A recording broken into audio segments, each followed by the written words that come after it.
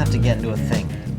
Look around you, Soren. We are in a thing. This is us in a thing. Do you think she heard me say no raisins? I mean, she didn't write it down. What are we talking about? Back to the Future. I'm allergic to raisins.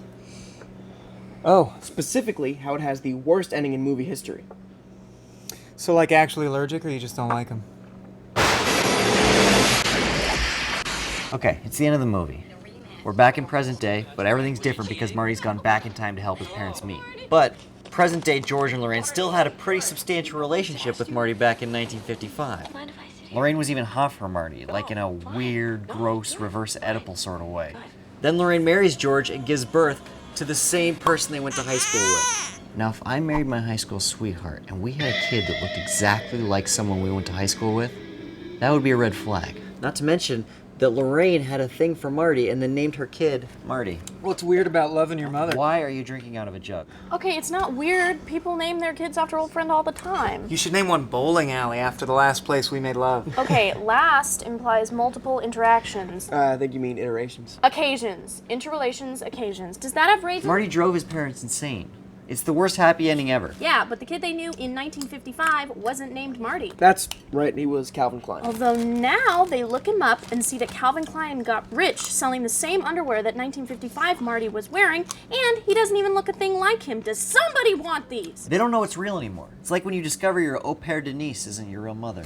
That's nothing. All right, go back to the ending. So George and Lorraine are hip and married, and they got their weird bastard time paradox kid or whatever, and Biff is now a neutered pseudo-servant to the McFly family. Do you think anyone ever casually mentions the time Biff tried to rape Lorraine? What happened between sex criminal and butler is very necessary plot information. Yeah, but it was the 80s. All movie bullies were sort of doing stuff like that. So. You guys are just thinking about Marty's parents. I mean, Marty got screwed too. Parkinson's, Katie? Really? Jesus Christ. Okay, first of all, we learn that Lorraine is like a danger slut. I mean, she only falls for George because he's injured. Then in the alternate past, Marty gets injured and she falls for him.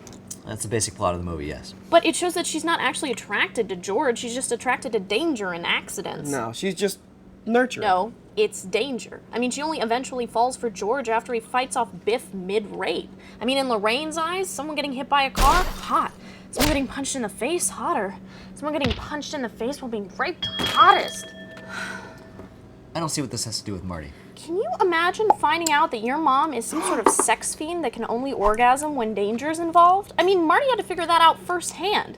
Imagine your mother in the context of that sentence right now. No. Denise? Okay, that's gross and weird, and so are both of yours, but still not the worst thing to come out of Back to the Future. Dan, the man has a disease. It's clearly not Okay, so we're back at the dance.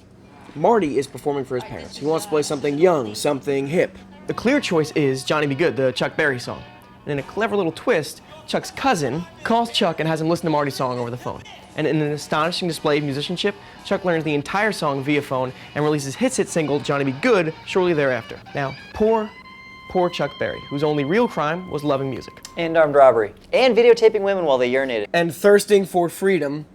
In the Back to the Future mythology, Barry is an unapologetic thief. But Marty still learned the song from a Chuck Berry recording, so technically, Chuck is still the song author. Well, unless you think that the timeline split. And As hot as timeline splitting gets me, this is about rock history, a subject about which you are clearly woefully ignorant. 1. Black people invented rock and roll. Don't patronize me. Counting's gay. 2. White people stole credit. When the Rolling Stones covered a Muddy Waters tune, it was called rock and roll. But when Muddy played it, it was a slave record. Eventually, white people gave the credit to the people who deserved it, black people. Black people. But then, Marty stole it back. That's a stretch. Oh, I am in no way finished. What is the first thing Marty does? The first person he talks to when he goes back to 55? The mayor! Black dude. The black mayor. The first thing Marty does. Walks up to a black guy working a cash register and says, "One day you will be mayor." And he says, "Say, mayor, I like the sound of that." Is that your black You voice? sound like a blender. The idea hadn't even occurred to him. Marty gave this random black guy the push he needed to succeed in 1955, the year the civil rights movement started. Okay, so you're saying...